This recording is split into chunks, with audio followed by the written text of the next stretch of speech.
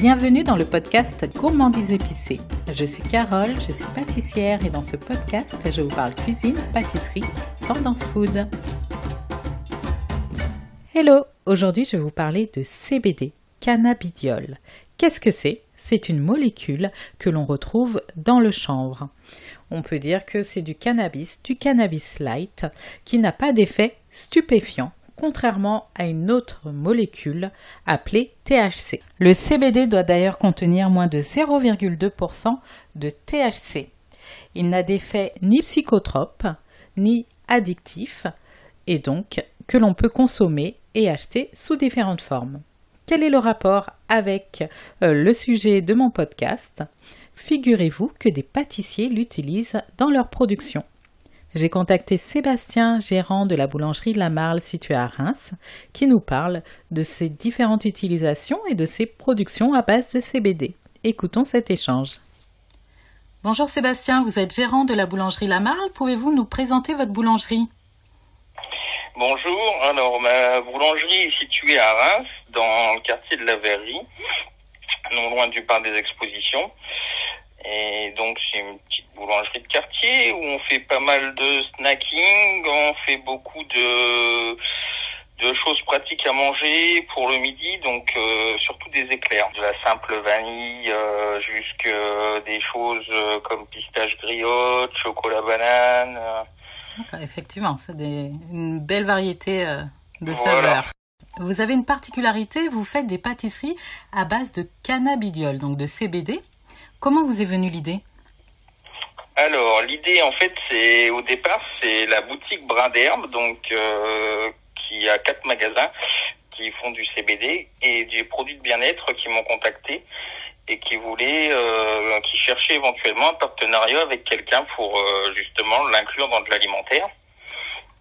Et donc, suite à ça, je me suis documenté parce que je ne connaissais pas le produit.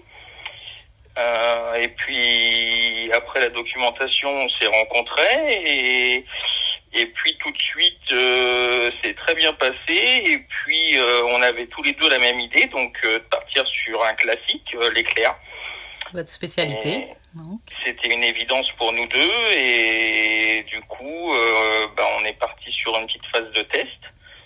Et puis les produits sont venus d'eux-mêmes en fin de compte. Alors le CBD, sous quelle forme vous l'utilisez exactement ? Alors je l'utilise sous forme de fleurs directement ou d'huile.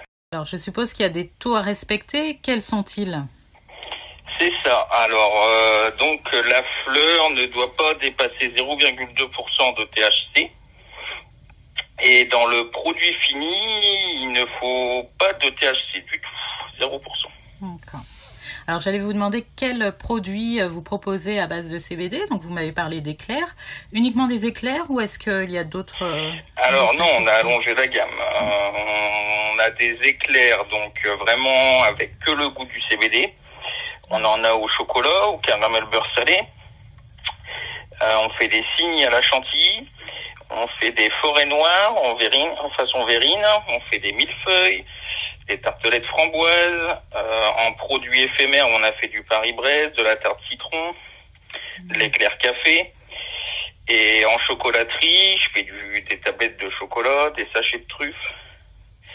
Et là, bientôt, on va se lancer dans les glaces. D'accord, oui, avec le beau temps qui arrive. Je suis en phase de test. D'accord, des essais. Alors, si je rentre dans votre boutique, comment je reconnais justement ces pâtisseries à base de CBD ? Alors déjà, on a fait un étiquetage différent, c'est-à-dire tous mes produits sont étiquetés en noir, ceux-là ils sont étiquetés en jaune. Très bien. Ensuite, pour les tablettes de chocolat, c'est pareil, j'utilise du Kraft et du rouge, et là je les ai, comme c'est à base de plantes, on les a mis en vert. On a fait tout un code couleur comme ça. Après, donc c'est bien indiqué dessus. Si c'est une personne qu'on n'a pas encore eu l'habitude de voir sur ce genre de produit, on lui explique bien ce que c'est, être sûr qu'il ait bien vu. C'est vraiment bien indiqué, de même qu'on a bien indiqué qu'on n'en vendait pas aux mineurs ni aux femmes enceintes. C'est bien documenté. C'est ça. Je ne peux pas me tromper. Il n'y a vraiment pas d'erreur possible. Les produits sont séparés des autres, tout est vraiment séparé. On a vraiment fait un coin à part. Alors, vous m'avez parlé de tests. Là, vous testez sur les glaces. Donc, justement, la création de recettes à base d'huile de cannabidiol, est-ce facile ou voilà, les tests sont plutôt concluants assez rapidement. Comment vous y prenez? Disons qu'au début, on part vraiment à tâtons parce que le problème, c'est qu'il n'existe vraiment aucune recette, rien, aucune base. Donc c'est vraiment de la création complète. Donc moi là au départ je suis parti sur des recettes à base déjà que j'avais déjà à base d'herbes, que ça soit à base de thym, de menthe, de choses comme ça, pour essayer d'avoir un petit peu des grammages de départ, pour essayer de partir de transformer. Et puis après des tests, on a fait plusieurs tests avant de trouver le produit final. J'ai eu à peu près entre 1 et 2 mois, on va dire 1 mois et demi de tests pour les premiers. Pour les premières choses, donc j'avais sorti 4 au départ, surtout à base de crème pâtissière. Et puis après j'ai commencé à partir sur d'autres choses pour étendre la gamme. Et puis maintenant je repars sur les bases, on va dire que j'ai déjà là par exemple pour la glace, je suis reparti sur un petit peu les dosages que j'avais au niveau des crèmes, et puis après on modifie au fur et à mesure, donc forcément il y a des petites phases de test quand même, on n'arrive pas du premier coup non plus. Oui, bien sûr. Mais bon, c'est la création pâtissière, c'est comme ça tout le temps. Oui, exactement. Et gustativement, qu'est-ce que ça apporte au produit? Quel goût on sent? Alors on a un goût herbacé. Après les produits que je fais à base d'huile sont moins forts bien entendu. Mais au niveau des produits où il y a de la fleur, forcément là on a vraiment le goût herbacé. Donc qui arrive soit en goût principal, comme par exemple les éclairs qu'on a vraiment que au CBD, ou les millefeuilles parce qu'il y a un peu de vanille, mais c'est pas la vanille l'emporte pas. Mais ou alors sur par exemple des éclairs chocolat ou des éclairs caramel beurre salé, c'est vraiment une touche herbacée qui arrive en fin de bouche. On a vraiment le goût du chocolat par exemple avec le goût herbacé qui arrive derrière, qui est vraiment intéressant. Et c'est vraiment un goût qui se marie avec beaucoup de produits et qui est vraiment très intéressant. C'est ce qui m'intéressait dans le travail du produit. Je voulais vraiment garder les bienfaits et le goût. S'il y a que les bienfaits ou que le goût, ça ne m'intéresse pas en fait. Je veux vraiment garder les deux. Je me suis mis un petit défi encore en plus. Et quelle a été la réaction de vos clients habituels? Alors, il y a eu un étonnement déjà au départ, ça c'est sûr. Et puis, en fin de compte, ils sont très réceptifs. Après, ça a été beaucoup de pédagogie. Ouais. Avec ma vendeuse, on a passé beaucoup de temps à expliquer à chaque client qui nous en parlait de ce que c'était vraiment, parce que les gens ne connaissent pas en fait. Donc, maintenant, on commence à en parler plus, mais quand on les a lancés au mois de février, il y avait vraiment quasiment rien qui était passé à la télé, tout ça. Donc, du coup, les gens ne connaissaient vraiment pas le produit. Donc, ça a été beaucoup d'explications, beaucoup de temps passé à expliquer.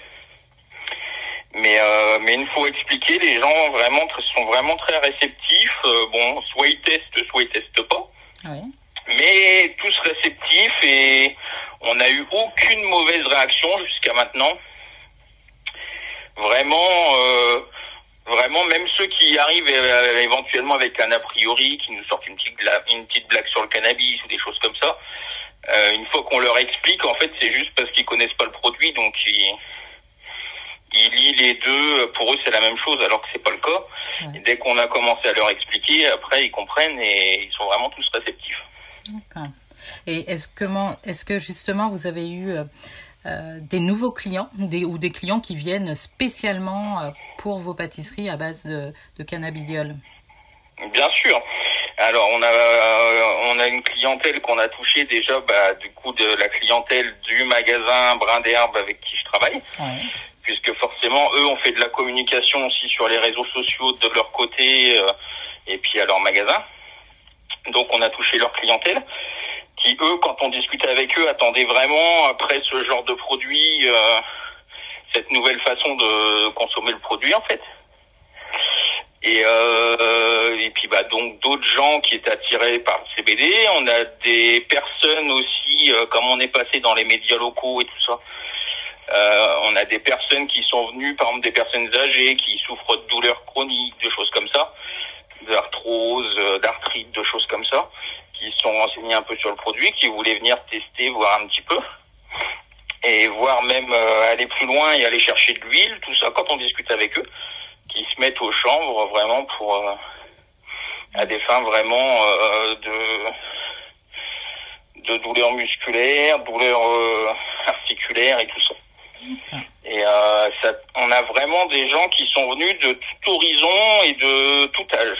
C'est vraiment ce qui a été vraiment impressionnant au départ et qu'on s'attendait pas spécialement, c'est que on avait vraiment des gens de tout âge et vraiment de tout milieu. Et après, on a des clients curieux qui sont venus juste pour voir juste pour en prendre un ou deux pour tester ou venir en commander quelques-uns pour le dimanche pour avec leurs amis tester un petit peu. Et dans ces clients-là, on en a des habitués même maintenant qui viennent régulièrement. Donc pari réussi, vous me disiez saveur, bien fait, et puis ça touche une large clientèle. Eh bien, écoutez Sébastien, je vous remercie. Si je passe dans la région, je n'hésiterai pas à venir y goûter dans ce cas-là. Ce sera avec grand plaisir. Et voilà, si vous êtes dans la région de Reims, je vous invite à aller faire un tour au 12 rue Léonard. Vous retrouverez Sébastien et sa boulangerie, la boulangerie La Marle. Quant à nous, on se retrouve sur le blog gourmandisépicé.com, sur les réseaux sociaux, Instagram, Facebook, la chaîne YouTube. Et je vous invite à aller noter cet épisode et ce podcast sur la plateforme sur laquelle vous l'écoutez. À bientôt.